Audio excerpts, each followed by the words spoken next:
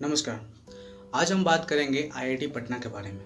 IIT Patna, इसकी बनने की भी कहानी बहुत ही ज़्यादा रोचक है। यकीन मानिए, अगर आप इस पूरी वीडियो को देखेंगे तो आपको पूरी कहानी समझ में आएगी कि कैसे आईआईटी पटना बना था। वैसे तो बात दरअसल है 2006 की, क्योंकि 2006 में नीतीश की सरकार वापस आई थी। वैसे तो हर 4 साल में वोट होता है, मतलब हर 4 या 5 साल में। सॉरी, पॉलिटिक्स में मुझे उतनी जानकारी नहीं है, मैं गलत हूँ तो मुझे बता दीजिएगा। तो 2005 तक, तो उससे पहले या 2005 तक बिहार में उसका सरकार था जिसका नाम नहीं लेना चाहिए, हमारे लालू यादव जी का सरकार था। तो उस समय तक क्या था क्या नहीं था वो सब लोग जानते हैं, क्योंकि आज से 15 से 20 साल पहले हर लोग क्या, देश के लगभग मैक्सिमम स्टेट्स के लोग बिहार आने से डरते थे, क्योंकि यहाँ शाम के 6 या 7 बजे के बाद सन्नाटा छा जाता था। यहाँ तक पटना शहर में भी सन्नाटा छा जाता था और बहुत अशांति फैली रहती थी। मैं बात नहीं करूँगा इस सब चीज़ों के बारे में। तो दरअसल बात है 2006 की, जब नीतीश सरकार ने इसे सोचा कि हम जब पार्टी और सत्ता में आए हैं तो कुछ ना कुछ करना चाहिए सबसे पहले इस राज्यों के लिए। तो हमारे पास अर्थात यानी कि नीतीश सरकार ने ये सोचा कि हमारे पास पहले से तो एक एनआईटी है, क्योंकि 2004 में पटना जो यूनिवर्सिटी था, Patna public technical of university, उसका नाम बदल करके एनआईटी पटना रख दिया गया था। तो उन्होंने सोचा कि चलो ठीक है, हमारे पास एनआईटी है, लेकिन हमारे पास एक आईआईटी होना चाहिए, क्योंकि जिस राज्य ने, जिस धरती ने दुनिया के हर एक कोने में नॉलेज का, क्योंकि नालंदा विश्वविद्यालय एक ऐसा विश्वविद्यालय था जो कि समस्त पृथ्वी का केंद्र था, ज्ञान का केंद्र, जहाँ भिन्न भिन्न प्रकार के लोग मतलब यहाँ नॉलेज लेने आते थे। चाइना, जापान, फ्रांस, रशिया और ना जाने कितने के थे, यहाँ तक भी सऊदी अरब और जितने सारे जो लोग हैं वेस्टर्न्स के, काफ़ी लोग यहाँ पे आते थे।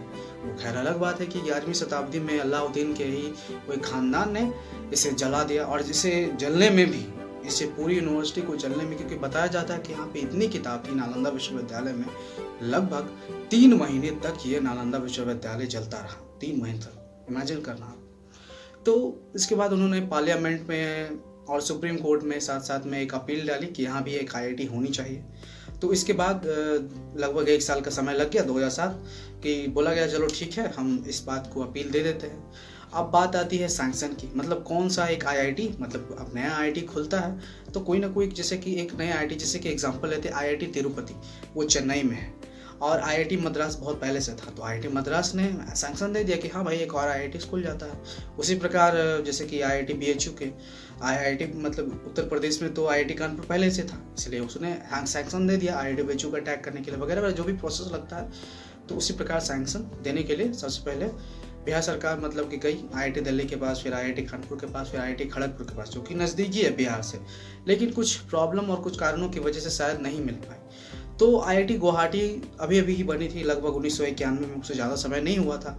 तो उसने कहा कि ठीक है, हम इसको पूरी तरीके से निगरानी करेंगे, और सैंक्शन वाइज में उसने अप्रूव कर दिया कि अब से जो भी चीज़ें जो होंगी वहाँ से, पढ़ाई, करिकुलम एक्टिविटीज़ और जितनी भी चीज़ें होंगी आईआईटी गुवाहाटी से उसे प्रोवाइड की जाएगी। उसके बाद इन सब चीज़ों के बाद फिर देखा गया कि क्योंकि उस समय का माहौल पूरा तरह से सही नहीं था, क्योंकि अभी नीतीश की सरकार आई थी और माहौल में पूरी तरीके से शांति नहीं थी, तो इसे पटना से ही ज़्यादा दूर नहीं, पटना से 1 से 1.5 किलोमीटर अंदर में ही, जैसे कंकड़बाग बोलते हैं, वहाँ से सबसे पहले इस इंस्टीट्यूट को खोला गया, आईआईटी पटना को।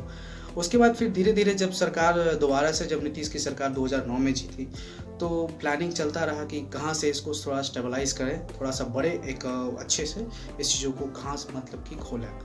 तो पता लगा कि चलो बेटा एक सही जगह है, क्योंकि बेटा में पहले से ही नेताजी सुभाष चंद्र बोस इंटरनेशनल डिप्लोमा का कॉलेज है, तो उस डिप्लोमा का कॉलेज के आसपास ही इसे खोलना था, मतलब कि जो ज़मीन था उसके आसपास में इसे खोलना था।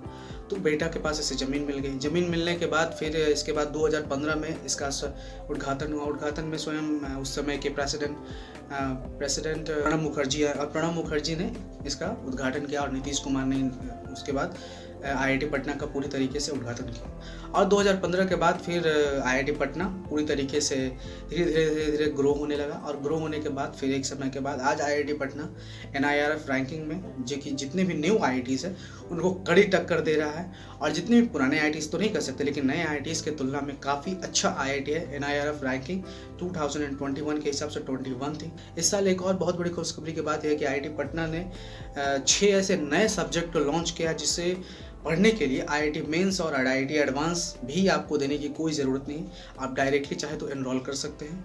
और क्योंकि ये इसमें सिंपल सा क्राइटेरिया है। पहला क्राइटेरिया ये है कि 12th में आपके अच्छे खासे परसेंटेज होने चाहिए, आई थिंक 75% से ऊपर होना चाहिए।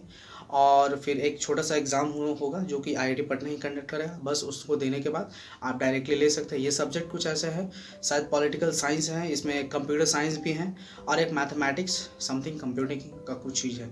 वैसे अगर देखा जाए तो बीटेक में इसने 2 नए कोर्सेज को लॉन्च किया है, एक है इंजीनियरिंग फिजिक्स और दूसरा है एआई इंटेलिजेंस, आर्टिफिशियल इंटेलिजेंस।